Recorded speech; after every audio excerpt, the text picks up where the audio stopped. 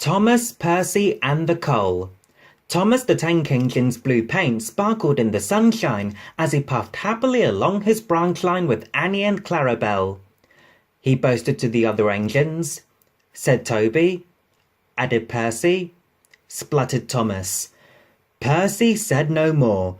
He just grinned at Toby and winked.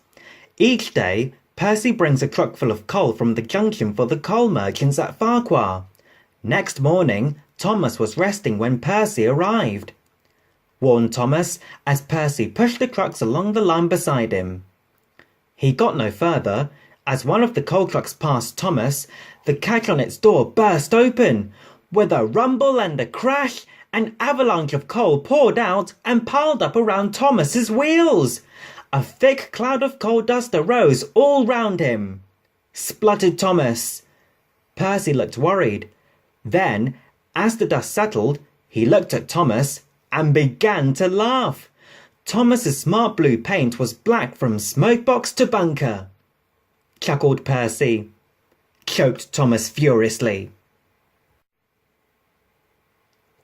But it was some time before Percy could help.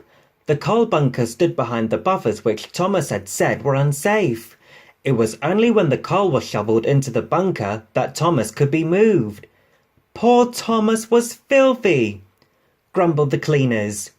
It took so long to clean Thomas that he wasn't ready in time for his next train, and Toby had to take Annie and Clarabelle with Henrietta. The cleaners were tired and dirty when they had finished. Thomas was grumpy in the shed that night. Toby thought it a great joke, but Percy was annoyed with Thomas for thinking that he had made his paint black on purpose. Percy remarked, replied Thomas crossly, rejoined Percy. The feud worsened as time went on. Thomas thought Percy had coal dusted him deliberately, and Percy was cross with Thomas for thinking so. 2 days later, Thomas was at the platform when Percy brought his trucks from the junction. Percy arranged them and ran into a siding for a drink before Thomas's train left. The water column stood at the end of the siding with the faulty buffers. As Percy tried to stop, he heard a cracking sound and to his horror found that he couldn't. The buffers didn't stop him either, wailed Percy. The buffers broke and Percy ran into the coal bunker with a thud.